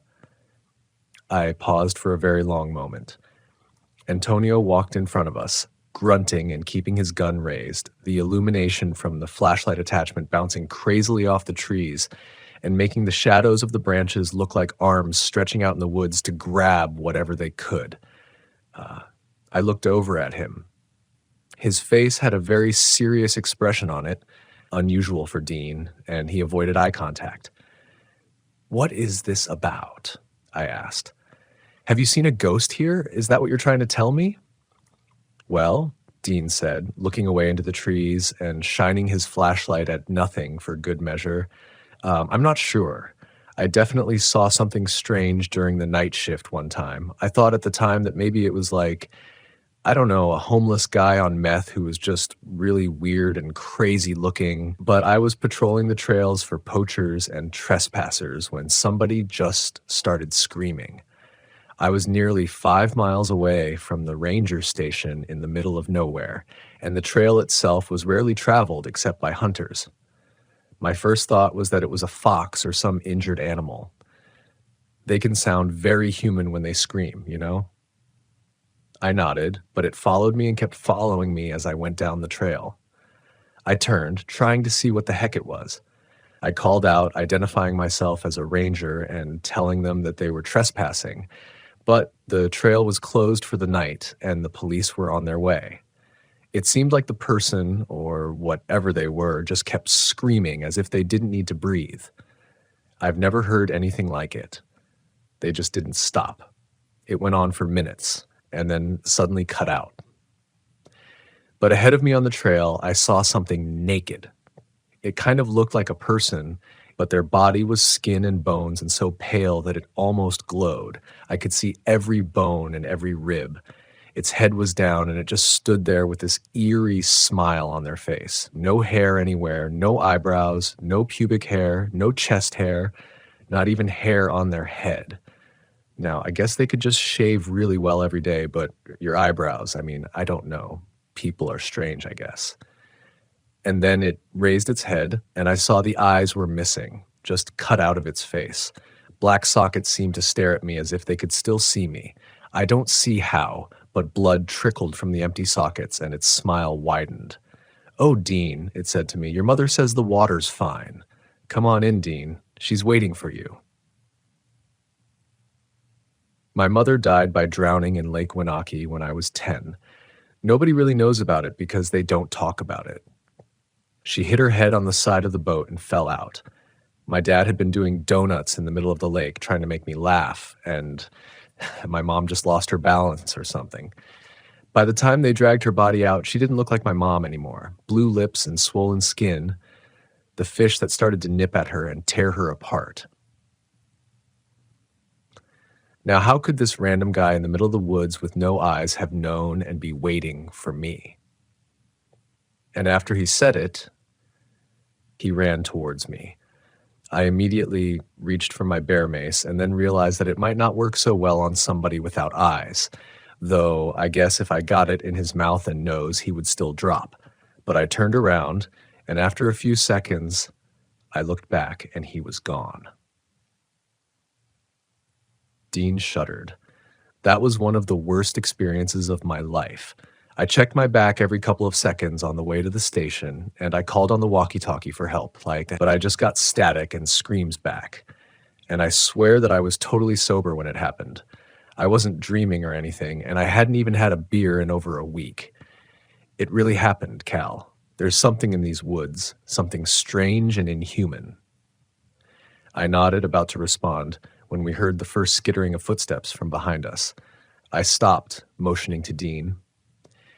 He whispered something to Antonio, and I saw Antonio's sweaty face glancing back and forth, looking down the trail with wide eyes. And then I heard it again, the snapping of a twig and the slight rustling of brush. "Identify yourselves," I yelled. "We're park rangers, and this is a police investigation. You're currently trespassing in a restricted area. This area is closed until the state agency clears it for reopening.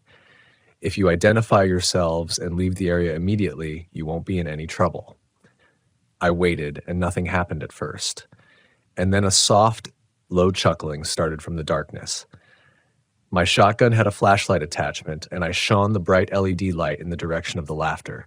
From behind the bushes, I saw the flash of an inhuman hand. The fingers looked crooked and far too long, the skin blackened and covered with weeping sores. Then it withdrew into the brush, and more laughter started from all sides of the trail. "You are not home, Rangers," a mocking voice said. "This is our home now. You're trespassing on holy ground. The penalty for that is death." Antonio raised his rifle, screaming at the voice. "Come on and try it!" he yelled, his face flushed and his large body quivering with rage and fear. "You maniacs are due for a lesson in what happens to people who mess with rangers." The laughter grew louder and more intense, and figures started to come out of the shadows and bushes, stepping out from behind trees and appearing from the huge rocks standing all over the park. They had the same blackened skin and thin, long limbs. They looked like demons who had just stepped out of down below, and perhaps they were. Without hesitation, I opened fire, and they ran forward, hissing and shrieking, their naked, sickly bodies and fire-blackened skin approaching closer with every moment. I saw the chest explode on the nearest figure, a tall, emaciated creature with bloody red eyes. The film of blood seemed about to overflow and fall down his face as tears, but never did. The eyes of the others looked the same, and in the beams of the overly bright LED flashlights, they almost seemed to glow and shimmer. I could see the vague silhouette of pupils beneath the blood. Though this happened years ago, I still remember the way they looked. The superhuman speed of these abominations, the flakes that fell off their crisp, destroyed skin in the pale moonlight, and the much brighter lights of our flashlight beams. Their scorched bodies moved in a blur, surrounding and rushing us. The gunshots broke the stillness of the woods, and everybody seemed to devolve into chaos within seconds. In the moment, I felt a wave of calmness come over me. I could see us being surrounded, see the rounds taking down the first line of creatures, but I felt at peace. Everything seemed to move in slow motion. I aimed the shotgun again and again at center mass, blowing apart their chests and stomachs with the shotgun slugs, and none of them rose. Blue blood spurted from their wounds. It had the hue of a dark Arctic ocean, frozen and endless. The dark blue fluids soaked into their burnt skin as they lay on the ground, gasping and dying, clenching and unclenching their twisted fingers with endless gurgling screams. But we were 5 against many, hopelessly outnumbered. Whatever these things were, they seemed to have no fear. They kept coming, running at us and dying to reload with practiced ease. My fingers yanked 2 slugs from my bulging pockets, slamming them into the shotgun. Most of the other rangers had also run out of ammo.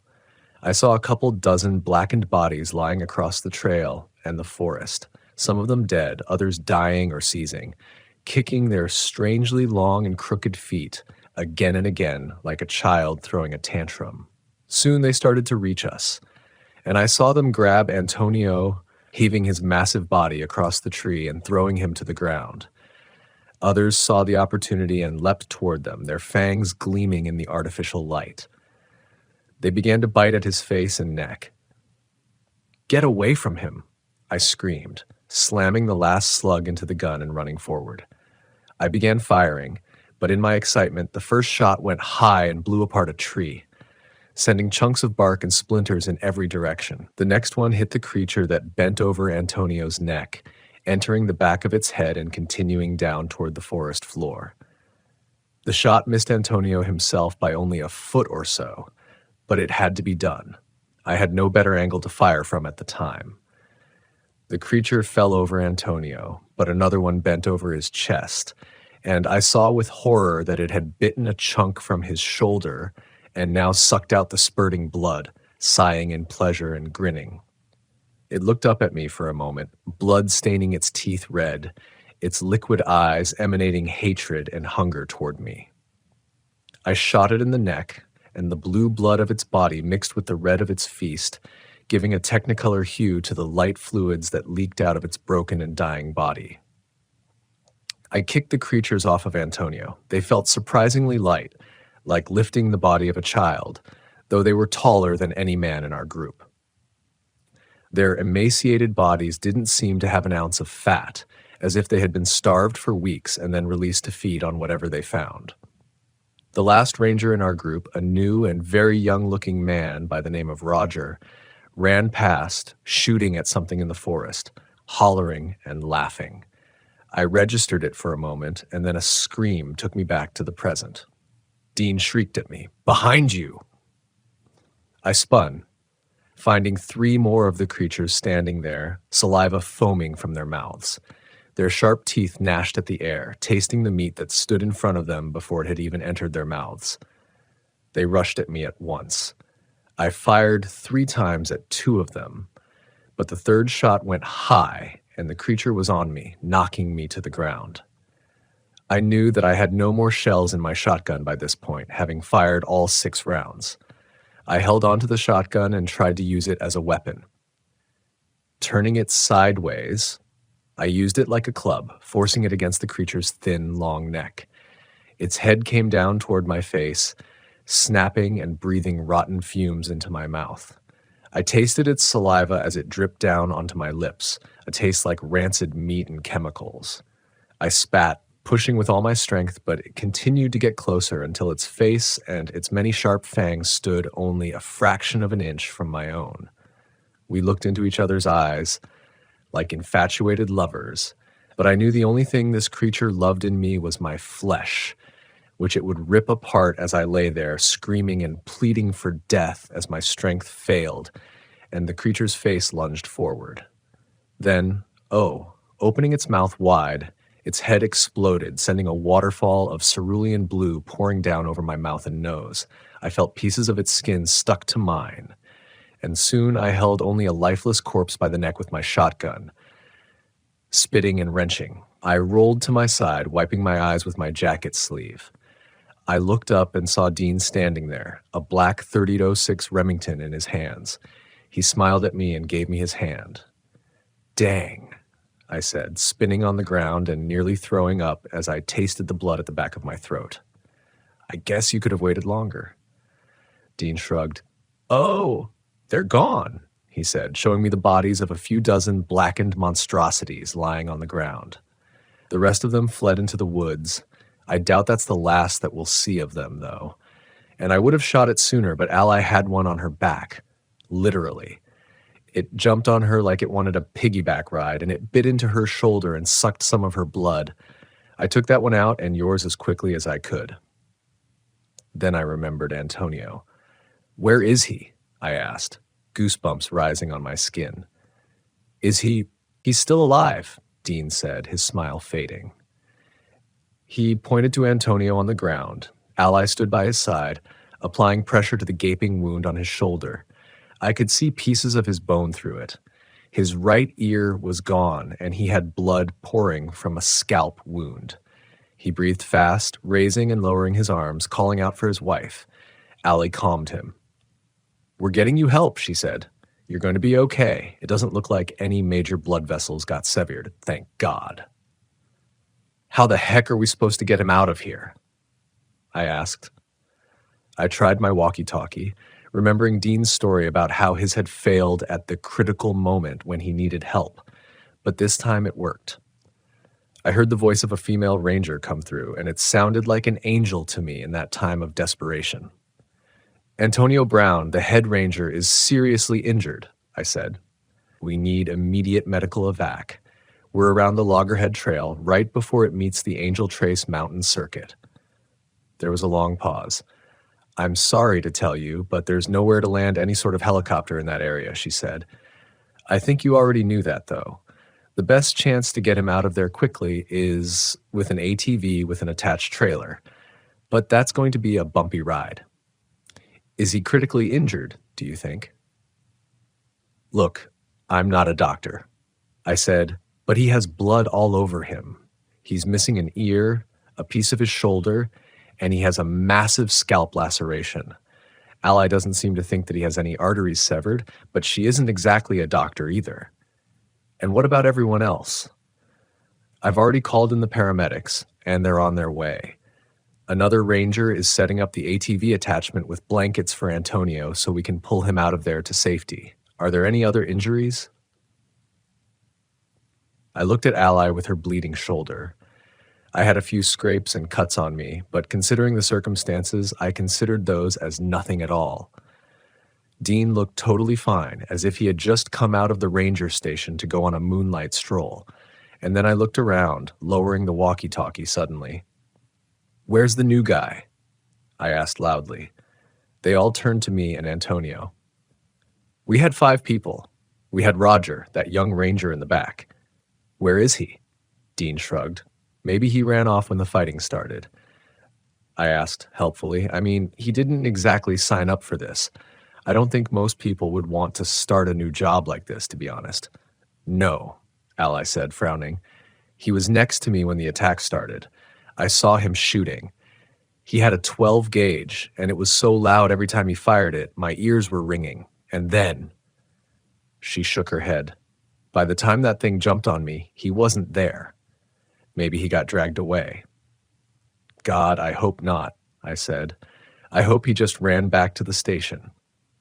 Calvin, the ranger, came the voice from the other end of the walkie-talkie.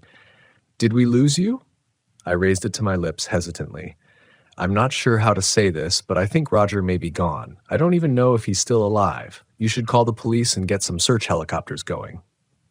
I didn't add, however, that the chances of any helicopter finding him alive or dead were slim. If those creatures had dragged him off, we might find bones stripped of flesh, or, more likely, nothing at all. That was unreal, I said once we were back at the station. A Lifestar helicopter had taken Antonio and Ally to the hospital to be stitched up and given shots for any infections. I didn't really know Roger, as he was always quiet and had just started a couple of weeks ago, but I felt a sense of guilt for him as well. Dean came toward me, putting his hand on my shoulder. We can't give up, he said. Your wife may still be alive. I nodded, staring off through the window at the dark forest outside. I'm going back, I said. Tonight. I don't have any time to waste. I'll take a different trail, and if my wife is alive, then the way to find her is out there. I know it. I think it's at that cabin. Aren't there police guarding the cabin? He asked, and I nodded. So they say, I said bitterly. I'm going. I'll come with you, he said, looking determinedly at me. Why in the world would you want to come with me? I asked. You realize I'll probably die, right? He shrugged.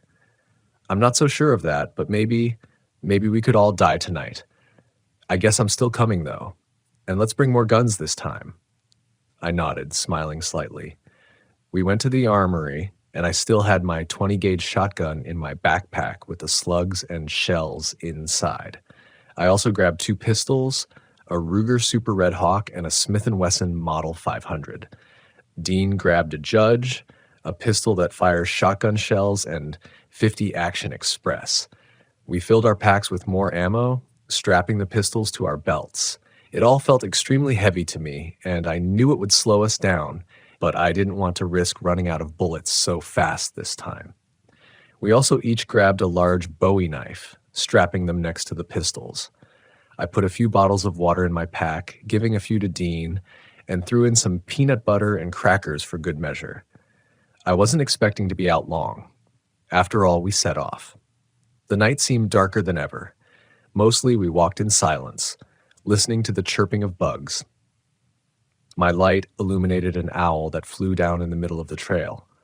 It looked at both of us with disdain and then flew off again. You know, owls are omens in many cultures, Dean said. Omens of what? I asked, genuinely curious. He shrugged. It depends, I guess. In Asia, sometimes they signify good fortune and luck, but the Native Americans and others often thought of them as omens of death or bad luck. Great, I said, frowning. Well, I don't believe in that crap anyways. I make my own luck. He laughed. That's a good mindset, he said. If only it were true. When we got to the cabin in good time, other than the owl, we saw nothing on the way. The forest seemed silent and sleeping, and perhaps just observing, wondering what we would do next. I saw the windowless cabin ahead, standing aloof in the silent dark night. It looked eerie, the door standing open as if beckoning us inside.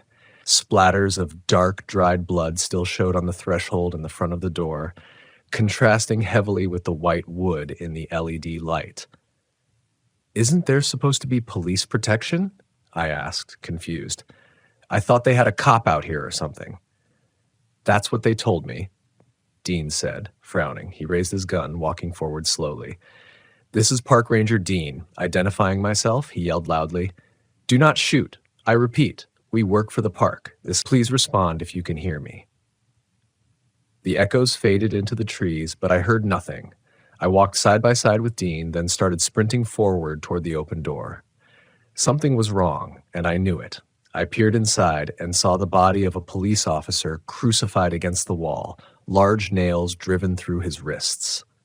Drops of fresh blood still fell quietly to the wooden floor below. His eyelids were missing, cut or bitten off, giving him a look of perpetual surprise and terror. He had been dissolved, his intestines hanging down like the leaves of a weeping willow. And from behind us, I heard laughter. Turning around, I saw Roger, the new ranger, dressed in a black robe and surrounded by dozens of the thin, emaciated creatures. He smiled, his boyish blue eyes turning cold and insane as he showed all his teeth. My friends, you've come back. Thank you for that. My creatures need to feed, and your bodies will make delicious meals for them. Why are you doing this? I asked him, stepping back and slowly flicking the safety off my shotgun with my pointer finger. And where's Stacy? Roger laughed. Your wife is somewhere safe, I can assure you, he said, his face a mask of insanity and evil. She is being transformed. She is becoming something more than human and greater than humanity ever imagined. With my help, she'll live forever. Would you like to join? I'd rather die, I said, raising my shotgun and pointing it at his head. He smiled. Oh, if you kill me, your wife will die. I assure you that, Roger said, pushing his blonde hair to the side. She's slowly, probably starving. She is in a place that no one will ever find her. Only I know where she's being held. But it's your choice. Do we not all have free will? The creatures around him stood as still as statues, each of their blood-red eyes focusing directly on me. If I hadn't seen them move earlier, I might have thought they were simply grotesque Halloween decorations. They didn't even seem to breathe. And then I realized Perhaps they didn't. What are these things? I said, pointing to the black and emaciated bodies that surrounded him. Some sort of black magic? He shrugged. Black magic is just a word, my friend. There's no such thing as white or black magic. There is only power and those with the will to change the world. As a great man once said, "Do what thou wilt shall be the whole of the law." I shook my head. I have no idea what that means. Do what thou wilt, he said, his eyes blazing with intensity. Now do what you will. When God created the universe in his infinite energy and power, he wedded it to be in the space of a moment. It came out of the void. I, too, have a will. We are made in his image, after all, and my will has been honed and intensified until soon I will approach the power of angels and one day even God himself. So what's your actual plan here? I asked. You want to create a race of monsters that go around killing anyone they want at random? You want to take innocent people and subject them to God knows what kind of horrors, all because of your free will? Yes, exactly, he said, his voice rising in excitement, a fanatical gleam shining in his eyes. And I make myself the ruler of all, starting with his infantile state and moving on to the country and eventually the world. Can you imagine what we could accomplish without nationalism, separating people into competing groups, without countries constantly fighting over resources? What if we had a leader with a true vision, one who could unify everyone and help push humanity towards the next stage of its evolution, perhaps even towards colonizing the rest of the galaxy? But it all starts here with you and me. So I'll ask you, would you join me? I looked over at Dean, who stood close to me, looking pale and terrified. His eyes flicked from Roger to me as if he were watching a sports game rather than an insane spectacle of death and black magic. I'd rather die, I said, my heart pounding in my chest, my mouth going dry. Roger's face turned into a mask of fury as he screamed for his minions to attack. I fired the shotgun, but they swarmed in front of him, and the slug hit one of the burnt abominations in the chest instead. I swore, turning to run into the cabin. Dean, let's go! I screamed at the top of my lungs. I looked back and saw him standing there, shell-shocked and vacant, looking as if he were frozen in place. Dean! I said again, and his head snapped toward me. He began sprinting as the creatures closed in around him. I had already reached the cabin door and waited for him, breathing fast. I raised the shotgun and shot one of the creatures, only a few feet behind Dean. The slug broke through its leg, sending splinters of bone and blue blood spurting into the earth below. Roger screamed and raged behind us, an incomprehensible roar of fury and madness. As if on cue, the creature started screaming too, a shrill, mingling sound like someone being burned alive. They didn't seem to need to breathe, and the screaming went on for an inhuman length of time. I pulled Dean into the cabin quickly, slamming the door shut. A blood-stained padlock hung from a nail on the left side of the door. Looking quickly down, I saw a metal ring connecting the door to the wall. I pushed all my body weight against the door and took the open padlock in my hands, feeling the cold metal in the sticky, congealed blood. A sense of revulsion and horror overtook me, but I brushed it aside with fumbling fingers.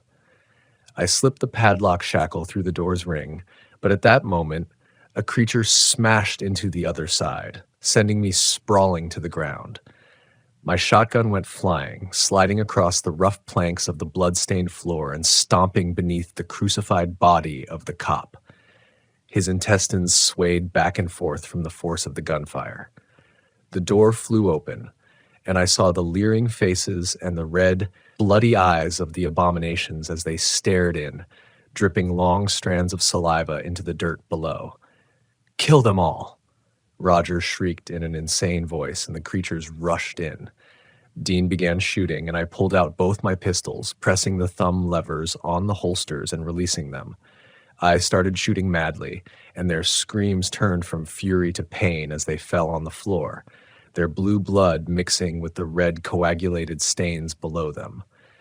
Within seconds, we had blocked the door with bodies. The cabin was small, barely even a room, though the wood was strong and fairly new, totally free from rot or holes. The only way in and out was through the door, with the narrow doorway blocked by a dozen blackened corpses. The rest of the creatures behind them tried to push through but made no progress. One tried climbing over the pile of corpses, and I shot it in the head as soon as it peeked through. The rest didn't follow its example. I heard their high-pitched whines and screams outside and Roger's much deeper one. "Be in orders," he said. "Get some dry leaves, twigs, and logs. If they don't come out, we'll burn them out. No witnesses, no loose ends," he said this last part, as if to himself, his voice slowing down and becoming reflective, almost meditative in its quality. I turned to Dean, terrified and exasperated. His face reflected the emotions I felt. I regretted ever coming out here. We would most likely die, and my wife would be left in the hands of that psychopath outside, unless the police made some sort of unlikely breakthrough in the case and found her. "Well, Dean," I said slowly and sadly, "I think this is the end, unless you have any other plans." "I sure don't. I guess we could start moving the corpses and try to fight our way out," he shrugged, his movements apathetic. He looked as if he had also given up hope. And then a miracle occurred. I heard a voice that I had not heard in what seemed like an eternity. It was the voice that I had heard through my walkie-talkies, the ones talking about dead stars. What had he said to me? As if in a flash, my subconscious repeated the strange words that I had heard. I remembered as if I were there, as if I had gone back in time and stood in the woods, calling for help with a corpse walking up behind me. "Get out of there and never come back. That cabin is for the sinners, those who worship the dead stars, those who have offered their lives to the Ancient Ones." The Ancient Ones. Yes, that is what he, or it, had said. That stuck with me for some reason. I thought of Roger and his bizarre ideas on will. It reminded me of Hitler, honestly. Hadn't they made a movie about him called The Triumph of the Will? Roger clearly had an obsession with the power of the will. In fact, I thought perhaps his obsession had come from black magic, but I couldn't be sure. These thoughts all flashed through my head in a fraction of a second, and I thought for a moment that I understood something ineffable, some way out of this madness. But then it was gone, and I was just a scared man sitting in a blood-soaked cabin, listening to an otherworldly voice. "You and your cult have trespassed on holy ground," the voice said, booming and godlike. It seemed to come from everywhere at once, from all around me, and even inside the cabin itself. It shook the ground and sent the crucified body of the officer swaying again, his intestines slowly moving from side to side. "You have committed horrors and disrupted the peace of the dead. You and your creatures are doomed." "You have no power over me," Roger said, his voice seeming faint and almost childlike in comparison to the voice of the other. "Come out here and try it. Don't hide, let's see your true form." The voice laughed. Dean began moving some of the corpses, trying to look out the door. I got up and went to his side. I saw the creatures surrounding the cabin had vanished. They now stood in a circle around Roger. His white face was the only color, a contrast to the blackened bodies of his minions and the jet-black robes that he wore. He looked like a dead star in infinite space, his skin lifeless and pale. "The Ancient Ones use you as a puppet," the voice said. I peered around and saw Dean doing the same, but I could find no source for it. "I too have an army," it continued, "but mine are not drawn from the dead or the despicable art of necromancy. I use the forest in its many secrets. And who do you think is the stronger, the dead or those with a connection to the living, breathing soil of this place?" Roger's eyes widened as hundreds of animals came out of the woods, a stampede of fur and feathers. I saw bears rushing to the front on all fours, approaching the emaciated, blackened victims of Roger's, standing on their back legs, roaring and clawing. They swiped at their chests and faces, leaving deep gouges before lunging for their throats. With a quick side-to-side motion, they ripped the heads clean off. Roger turned and began to run, his remaining minions following suit. The animals chased after them, and within a minute, everything had started to go silent again. We kept pulling bodies out of the doorway, and by the time we got outside, no one was left except for what remained of the monsters. We made it back to the cabin in record time, moving quickly with our guns drawn. I saw police cars and FBI agents everywhere, and they started moving into the woods with searchlights and dogs. Antonio was back, bandaged up and looking haggard and pale, but otherwise okay. He came up to me and Dean, "We know it was Roger." "Miger, we're looking for him now," he said. "The FBI and state police just searched all known properties associated with him. We found the blood of your wife, Cal. I'm sorry, but we didn't find a body. It's a lot of blood, too much for somebody to lose and survive." His words stunned me into silence. I had held on to the glimmer of hope that Stacy was alive, that we would just need to capture Roger, and then we could find out where she was held prisoner. I started shaking and almost collapsed, but Dean caught me. He pulled me over to a bench and sat me down. "Take a minute," he said. "Just breathe." I sat there for what seemed like hours, watching the police and FBI agents pass by, going in and out of the woods. After a few hours, the team came back. Antonio was outside talking to the police chief of the town. The team went up to him. "We found the body of Roger Gray," the police officer in charge said. "Looks to be an animal attack. There were all sorts of blackened corpses around him. We don't really know what they are. Looks like they dug them out of a graveyard and burned them for some reason. The whole scene is, well, it's bizarre. Don't know what to make of it. There were no animals around when we went, but the tracks looked like hundreds of bears, deer, owls, crows, and others passed right through there and attacked him." He shook his head.